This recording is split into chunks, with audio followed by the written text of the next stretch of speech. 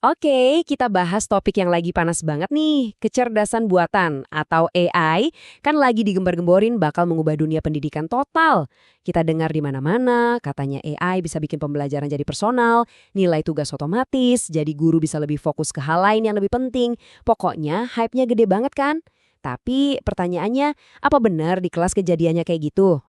Nah, ini dia nih kenyataannya. Ada kutipan dari sebuah studi besar tahun 2023 oleh Wang dan kawan-kawan yang bilang, AI disebut-sebut sebagai alat yang seolah maha kuasa. Namun, pada kenyataannya, alat-alat cerdas untuk pendidikan jarang digunakan secara konsisten. Jadi, ada jurang yang besar banget antara janji manis dan apa yang sebenarnya terjadi di sekolah. Jauh panggang dari api gitu. Ini yang bikin kita penasaran kan? Jadi apa sih penghalang sebenarnya? Kenapa teknologi yang katanya super canggih ini kok mandek? Apa teknologinya yang salah? Atau dananya yang kurang? Atau jangan-jangan ada sesuatu yang lain? Sesuatu yang lebih fundamental yang kita lewatkan? Ternyata jawabannya mungkin bukan di teknologinya loh. Sebuah studi besar justru nunjukin kalau selama ini kita salah fokus. Kita terlalu sibuk mikirin softwarenya tapi lupa sama elemen paling penting di kelas, gurunya. Nah, menurut studi ini, kunci utamanya ada di satu konsep, kesiapan AI guru. Dan ini bukan penelitian kaleng-kaleng ya. Mereka mensurvei, wow, 3.164 guru sekolah dasar di Tiongkok bagian timur. Dan bukan sebarang guru, tapi guru-guru yang emang udah punya pengalaman pakai AI. Jadi skala sebesar ini ngasih kita data yang kuat banget buat ngerti apa yang sebenarnya terjadi di lapangan. Jadi intinya begini, studi ini nunjukin satu faktor krusial, kesiapan AI seorang guru. Sukses atau gagalnya AI di sekolah itu ternyata bukan soal secanggih apa aplikasinya, tapi lebih ke seberapa siap gurunya buat pakai teknologi itu. Konsep kesiapan AI ini, nah inilah kuncinya. Oke, terus kesiapan AI itu apa sih? Ternyata ini bukan cuma satu hal aja. Penelitian ini memecahnya jadi 4 pilar utama yang saling terkait. Yuk kita bedah satu-satu biar jelas. Pilar yang pertama namanya kognisi AI. Anggap aja ini pondasinya. Intinya, guru tuh paham nggak sih AI itu apa? Bukan cuma sekedar istilah keren, tapi benar-benar ngerti cara kerjanya di dunia pendidikan dan kenapa ini penting. Ini soal pengetahuan dasarnya dulu. Yang kedua, kemampuan AI.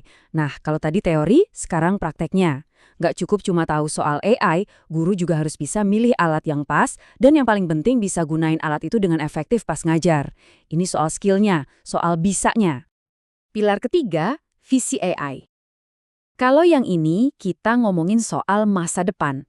Bukan cuma tentang apa yang bisa dilakukan AI sekarang, tapi apa potensinya nanti. Jadi, ini soal kemampuan guru buat melihat ke depan. Apa aja peluangnya, tapi juga apa batasannya. Visi strategis gitu. Dan yang terakhir, tapi mungkin yang paling krusial, adalah etika AI. Kan kita tahu, dengan kekuatan besar datang tanggung jawab besar. Guru yang siap AI itu harus punya komitmen buat pakai data siswa dan guru secara bertanggung jawab, jaga privasi, dan patuh sama aturan mainnya. Ini nggak bisa ditawar. Oke, jadi kita udah punya 4 pilarnya, kognisi, kemampuan, visi, dan etika. Nah, keempat hal ini kalau digabung jadi kesiapan seorang guru. Sekarang bagian serunya nih, gimana kesiapan ini benar-benar bisa mengubah segalanya. Dari cara guru kerja sampai perasaan mereka soal profesinya. Temuan pertama cukup lugas. Ternyata ada hubungan langsung. Makin tinggi kesiapan AI seorang guru, makin tinggi juga inovasi yang mereka lakukan. Mereka jadi lebih berani coba-coba, pakai metode baru, dan benar-benar manfaatin AI buat ngubah cara mereka mengajar. Dan ini nular loh, jadi efek domino yang positif. Inovasi tinggi ternyata berujung pada kepuasan kerja yang tinggi juga. Ya masuk akal kan? Kalau guru merasa bisa berinovasi, melihat hasilnya di kelas, mereka jadi lebih semangat, lebih merasa berdaya, dan akhirnya lebih cinta sama pekerjaannya. Nah, ini dia nih, temuan yang paling menarik dan agak di luar dugaan. Logikanya kan, makin kita tahu soal AI, harusnya kita makin nggak takut ya. Ternyata, itu cuma berlaku buat pengetahuan dasar alias kognisi. Kalau soal visi, kebalikannya. Justru makin dalam wawasan seorang guru soal masa depan AI, malah makin tinggi rasa terancam yang mereka rasakan. Aneh kan? Loh, kok bisa gitu?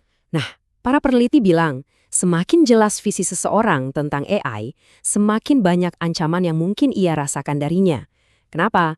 Karena guru yang punya visi tajam itu nggak cuma lihat sisi bagusnya. Mereka juga sadar betul potensi AI buat mengacak-acak pasar kerja.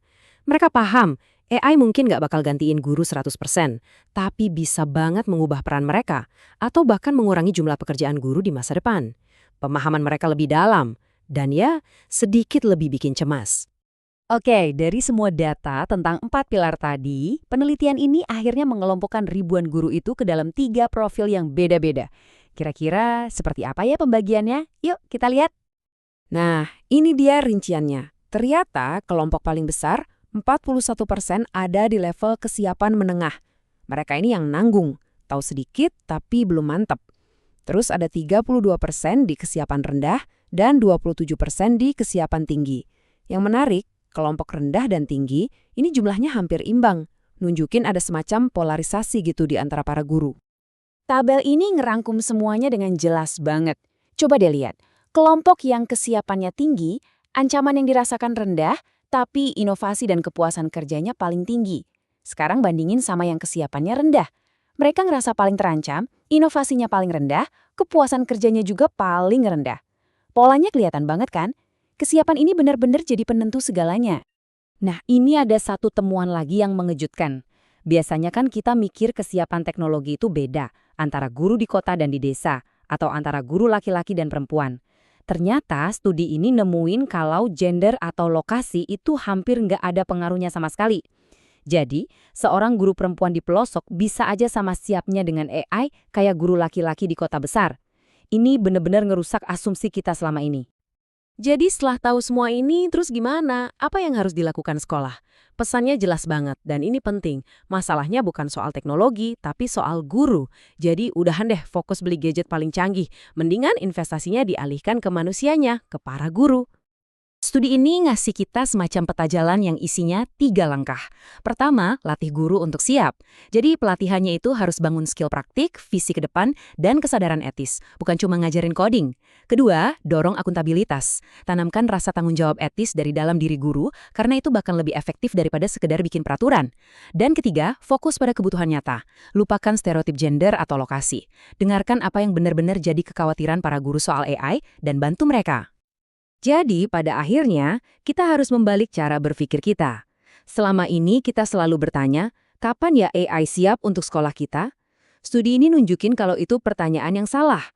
Pertanyaan yang benar adalah, apakah kita sudah menyiapkan guru kita untuk AI? Karena teknologinya sudah ada di sini. Menyiapkan guru, itulah tantangan kita yang sebenarnya.